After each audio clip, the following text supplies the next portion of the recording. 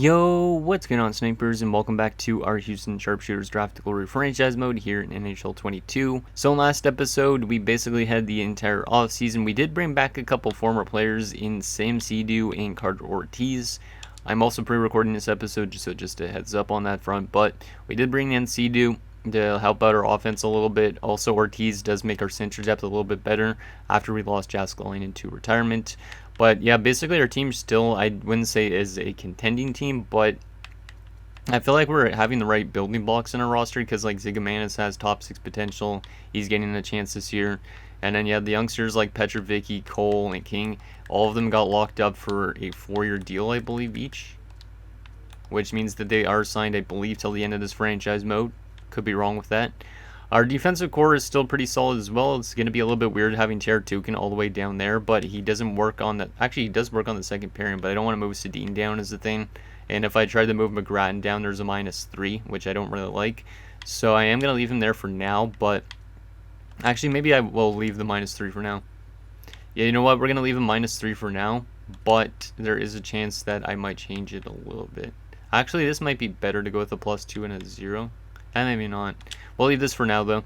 And goalie-wise, we got goalie, obviously, in Vlasic. And, yeah, should be interesting to see what this team could do with these new, or former, I should say, additions like Seadoo and Ortiz. But if we don't make the playoffs, that's okay. But I want to hope that we get some good growth from our younger guys like the Salvatore and Zigomanis on that fourth line. Because if they start growing to be like 80-plus players as well, and then King, Petrovic, and Cole grow good, and we keep Burns, this team might have another shot at running for another Stanley Cup, but we obviously have to draft pretty well as well. So hopefully we miss the playoffs in a sense, but hopefully we also get good development this year, and hopefully a lot of these guys that are on this team want to come back next season so we can kind of keep this roster as tightly knit as possible. So there's that. Also, we did get a new head coach in last episode because our former coach, his contract came up and he wanted over $5 million, which we didn't have enough for.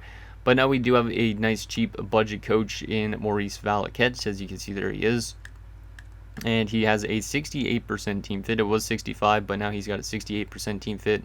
So he does work well with pretty much a lot of these players, especially Griffin as well, Chertukin. So should be interesting to see if he could actually help out this team in terms of simulating pretty good. So let's get into the season simulation and see what this team could do. I'm not really sure on what Griffin's going to do this season because with the loss of Jaskolin and Thornton, those are our two best offensive players we had in the last few years or last 20 seasons or whatever it's been. And now that we don't have them, it's like, how good is our offense actually going to be? And like, how good is Griffin going to be? Because he needs to have probably good players around him in order to produce really well. So I feel like for some reason he's not going to hit 100 points this year. That's just my guess. But if he hits 100 points this year, he's unreal. Because to pick up 100 points without having anybody above like a 90, it would be pretty impressive. So 4-3 in the preseason, pretty solid. And Seadoo led in points with 7 points in 7 games. So yeah, I feel like our offense is probably going to drop off considerably just with the loss of Jaskolin especially, but Thornton as well, because Thornton was a good goal scorer. So yeah, I'm feeling like for some reason Griffin's going to not hit 100 points. Even though he's hit 100 points in back-to-back years, I don't feel like he's going to hit it this year. But he could still win a Norris easily because he could still put up like 70 points and win a Norris. So let's see if he could win a third straight Norris, because that's what we'll probably look on to, because I don't think this team's going to be a playoff team, but if we're a playoff team, so be it. Hopefully it's by a large margin and not just barely missing or that type of thing. So let's go to January the 1st and see how this team does by that point. Because last year was kind of a surprise that we actually made the playoffs, but then we ended up losing to the team that won the Stanley Cup. So that was very unfortunate. But yeah, I feel like Griffin will probably be our best offensive player in terms of points. But yeah, this team is definitely going to take a hit. As you can see, we're already off to a little bit of a sluggish start this year. Yeah, we're off to a sluggish start. We might find our way back, but right now not doing too hot, which is kind of fine with me because I do not want... I don't know if I want to make the playoffs or not. We're getting closer back to 500 now that I'm saying that, though. So, but yeah, more than likely Griffin will still lead the team in points, but he won't have as much as he has had in the past, I feel like. Just because he doesn't have those type of great players to pass to. Because I don't think Jacobs and those type of players are going to really give him that much of an offensive opportunity. Unless Seadoo comes to his team and picks up his best season ever with us. But Okay, now we're above 500 a little bit, but still, I don't really like simulating like this type of record, because if we just barely miss the playoffs, then it's going to be a tweener pick, and I don't like those. 16, 16, and 3. I'd rather fall off the face of the earth in that sense. And Griffin's still leading the team in points, over point per game, with 44 points in 35 games. So he's on pace to maybe hit 100 points this year. I don't know. He actually might hit 100 points without Jasline and Thornton, which would be actually insane, because how the heck do you pick up over 100 points if he does pick up over 100 points, with the best players being Burns, Sea-Doo, and that's pretty much it. Like, there's not really much in terms of offense for him to pick up a lot of points, but he just picks up a lot of points regardless, because his shooting categories are good, his passing categories are good. So it should be interesting to see how he finishes off the season, because we're not even at the halfway point. He's already got 44 points, and there's a chance he's probably going to like finish below 100 points, but he might have like 90 something points this year if he continues at this pace. But we know that he does sometimes pick it up in the second half. So let's just go 1 month at a time, just to kind of take it a little bit slower, just because this episode's only like 6 minutes in. So there's a 3-game winning streak, 4-game winning streak, 5-game. Okay, where did this come from? 7-game winning streak, and then we lose in a shootout. But we're still picking up a lot of points, which is kind of good in a sense, because like if we're gonna make the playoffs, like it needs to be by a good margin. There we go, 26, 18, and 5. I feel like we're over simulating again. I hope we're not a first round exit again. But Griffin, 55 points in 49 games. Yeah, I think he's on pace for less than 100 points, but he's still probably going to win a Norris this year if he's the best defenseman out there right now, which I feel like he should be. Let's go to March the 1st, see if we could get more wins, because we've been playing really good hockey as of late. So this team is definitely doing a lot better than I expected, but maybe it's just because I brought Sea-Doo and Ortiz back. Because, like I said, I wanted this team to kind of had another run, but at the same time, I kind of also wanted to get a good draft pick this year. So there's a couple wins and losses. 34, 21, and 6. How are we in terms of the standings? We are in a wild card spot with 74 points. The only team that's not in a playoff spot right now has 63. It's both the Avalanche and the Flames. So we're in a pretty good spot. We just need to keep winning games if we want to make the playoffs. Griffin up to 70 points in 61 games. So he's got another 21 games to get himself to 100 points. Like, if he hits 100 points this year, he's probably the best defenseman I've ever had. Well, he's already probably the best defenseman I've ever had at this point, but still. Let's go to the 22nd, take it a little bit slower. And yeah, let's see if our offense can continue doing what it's been doing.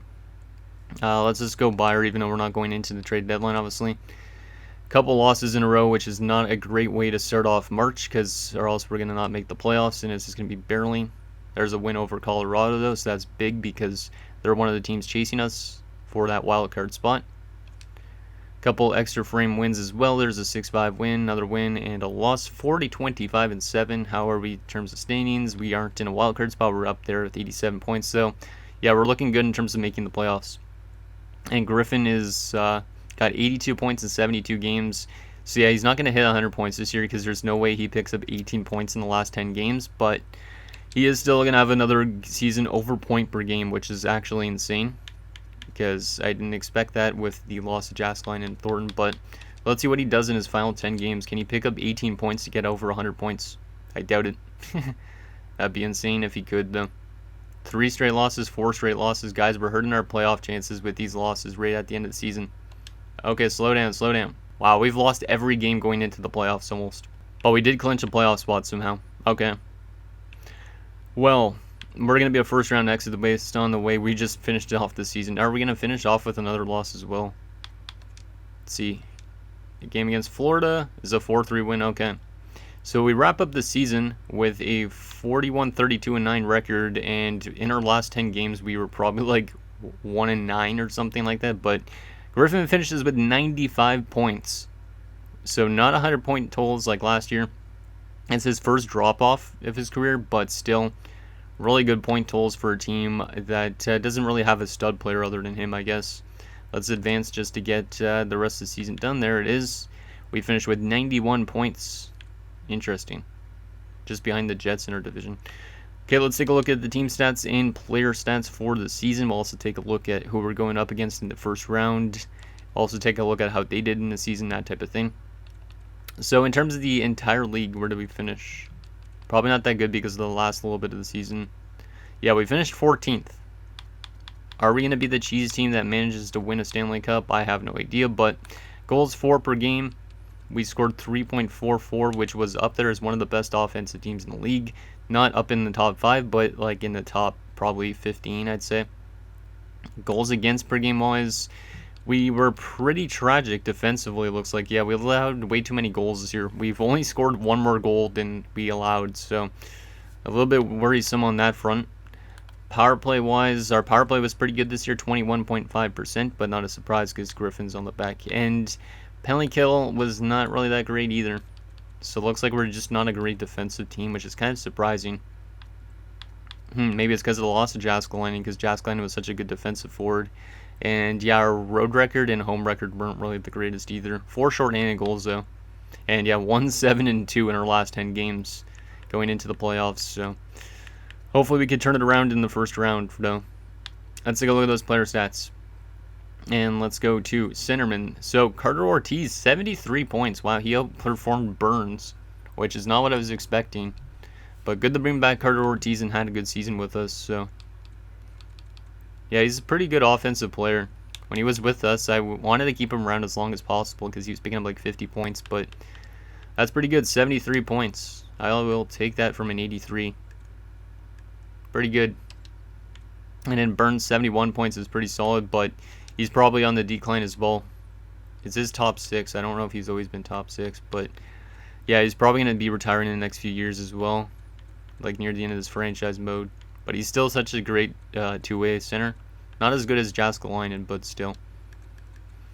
There you go. Signed for 3 years. That's a bit of an expensive price, but I wanted to keep him around because if we lose anybody else on the forward core, our team is just going to drop off a lot. Patan, 38 points is pretty solid, but a -13. Yikes. And then Radulov, 19 points. Left wing wise, same Sidu, 79 points. Not bad. 43 goals this year. He is dropping off as well. But that's not bad to see him come over here and pick up 79 points.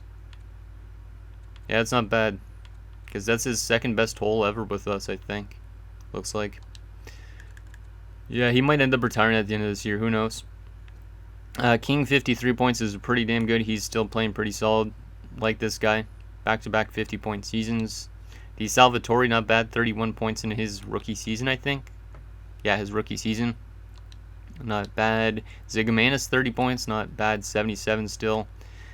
But, yeah, that's not too bad from a rookie. 10 power play points as well, so he did his part on the power play. Jacobs, 24 points. Not terrible, but he is dropping off a lot. Petrovicki, 46 points. 39 goals this year. Yeah, this guy's definitely a pure goal scorer. Glad I re-signed him, because he's now got 86 goals in his career and only 25 assists. Like, this guy doesn't pass the puck, apparently.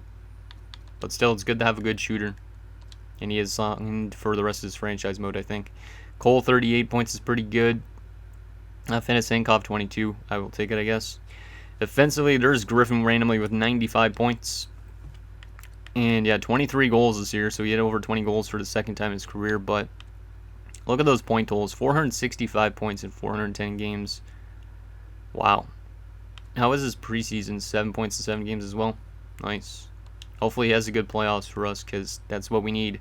He's still signed for another 6 years, or 5 seasons, I guess, after this. So he's signed for the rest of the franchise mode. Teratukin, 62 points, pretty good. Don't know if he retires this year. He did drop off to an 86.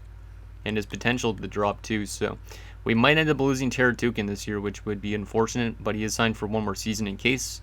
Sedin, 50 points is pretty good. He's still locked up a decent amount of term. McGrath, 20 points, Umberg, 18, and Lowe, 16, so not bad from the defensive core in terms of picking up some offensive numbers. Goalie-wise, Daryl Goalie was pretty good in a sense. Like, he had 6 shutouts, but an 894 save percentage and a 3-2 goals against isn't. So he only had 6 shutouts, probably because of the defensive core. Like, this guy picks up a lot of shutouts, but his numbers aren't really the best. Like, he's got a good win-loss ratio, I'd say, but an 899 career save percentage and 15 shutouts somehow. And he's a UFA at the end of this year, so I don't know if he's going to come back or what. Hopefully he does on a cheaper deal, but we'll see. And then Vlasic was terrible as well. 879 and a 389 goals against. So our goaltending is definitely the question mark going into the playoffs, as it was the last few years. Let's take a look at forward points for the entire league. See if we had anybody up there, which I doubt we will. And yeah, we're not going to have anybody up there probably. But George Karl had 116 points to lead the NHL in points. 68 goals as well for that guy. Leclerc had 106 points. Scarabelli hit 100 points. And Lucic hit 100 points. 5 goals and 95 assists. Does this guy even shoot the puck? Like, how much shots did he have? He only had 57 shots. What the heck? So this guy's probably like a 15 out of 15 on the shoot pass buys. Does he always not shoot that much? Like, that's a really intriguing player. Yeah, this guy does not shoot the puck. 63 shots last year. What the heck? I don't think I've ever seen a player like that crazy in terms of like assist wise. Like, look at that. 129 goals and over 1,100 assists. Well, that is a very intriguing player. Interesting. Okay. Best goal scorer this season was Scarabelli and Karl with 68 goals apiece. Insane. Scarabelli returning to his form like he was in Calgary. This guy's got almost 800 goals now. And he's only 30. So there is that. In terms of the best defenseman, it's going to be Griffin again with 95 points. But Griffin was -5. I don't know if it's going to come down to the plus-minus. Because if it does come down to the plus-minus, Geoffrion might pass him again. Geoffrion did win the Norris one time. When it was back here, I think. He had 64 points, or maybe it was his 54-point season. But Geoffrion's definitely better defensively this season. But do you give it to Griffin just because he had like 16 more points in him? I would say he should go to Griffin still. But who really knows? Because that plus-minus is not really indicative of how he probably played. It's probably because of the team that it was minus. Teratugan, though, was also up there, and Sedin was also up there. And then obviously, goalie-wise, it's going to be Taylor Biggs with 46 wins. Nikitin and Benson also hit 40-plus wins. Maybe we should have brought Vic Benson back. He was only signed for a one-year deal. Interesting.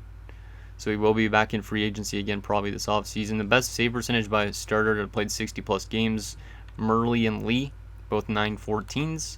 Best goals against average by a starter who played 60-plus games is going to be Murley with a 257. I don't think Ryopel probably didn't play enough games to get the Vezina. Best rookie this season for points is going to be Samu Makinen in Montreal with 75 points. He's a 24-year-old. But Brigley also up there, another pure passer that doesn't shoot the puck a lot. Really weird. Good Branson also up there. That was the one that went to LA. DeVos up there, the one that's sent to San Jose. And what about the one that went to Anaheim? He was right here. Interesting. So there is the points and stuff like that for the season. Now, who are we going to be facing in round one is the question. And also the question is this team going to be able to find himself in the first round, or are we going to be a first round exit? Like, did I make a mistake trading or signing some foreign players? So we're going to be taking on the Dallas Stars. Not a surprise. We're taking on another Texas-based team. We faced Dallas a lot in these playoffs, so it's another rivalry matchup. We haven't played them in a long time.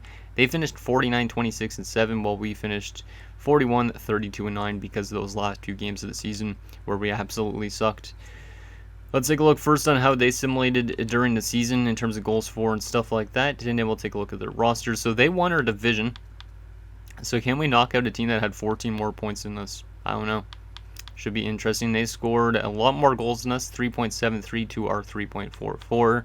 They had better defensive stats, 316 to a 343. They had a worse power play than us, so our power play was a little bit better. That's just nice to see. And penalty kill wise, they were a little bit better. They did have more shorthanded goals as well, 5-4. And yeah, obviously they were the better of the two teams in the regular season. Let's take a look at what their roster looks like. But I don't like our chances in terms of being a playoff team in a sense. But who knows? Once we're in, anything could happen, I guess. Maybe we'll make it to a cup finals randomly, and I'll be kind of surprised by that. But here is their roster, and it's similar to what I think we saw them last time. I could be wrong, but they got Toby Dillon still. They got Connor Saunders and Esteban Lawton, so a pretty good top line. Second line wise is a little bit weaker with Solovyov right here, but he was 38 years of age. Wow. 38 years of age and still playing okay. And then Esteban Gardner and Brody Haynes. So yeah, that top six is pretty good. good third line as well with Lamoureux, Wild, and Otterize, and a fourth line of Betts, Zanin, and McNeely. Yeah, it's a pretty solid roster. Couple weak pieces like Solovyov's more of a fourth liner, Otterize is more of a depth type of option, and yeah, the fourth line is not a terrible fourth line. Defensively, they got Alexiev and Schoenmakers, Berehowski and Bootland and Darling and Janus, or Jan Janus, or I don't, yeah, Jan Janus, we'll say. But yeah, that's a really interesting defensive core. Definitely weaker than our defensive core, but they assimilated a lot better, so they probably have good goaltending. It's decent. They have Timofey Nikitin, who was one of those goalies up there with 40-plus wins in his first full NHL season, I think. Actually, no. He played a couple years in the AHL the last few years, though, which is kind of weird, but still a really good goalie. Don't know what his playoff numbers are like. It's decent, it looks like. Yeah, decent playoff numbers. Interesting. And I also have Vitaly Nesterov as their backup. So that's their goaltending tandem. A little bit better than us, obviously, because they got a better backup. And in depth-wise, they got Wayne Lamb. They also got Abraham Hilbert and Pat Zanata. So some pretty solid depth defensemen as well. Yeah, I really don't know what to make of this team, and I don't know if our roster is going to be able to match up against something like that. Because you look, we're definitely the weaker team. It just comes down to, I guess, if Griffin can play like Griffin or not. Let's actually flip this defensive core around again. Go back to this, so that way we don't have a minus to start those playoffs. And goalie-wise, obviously, we'll stay the same. Forward-wise, we'll stay the same as well, I think. Let me just make sure. Yeah, I think, this will stay the exact same for the playoffs.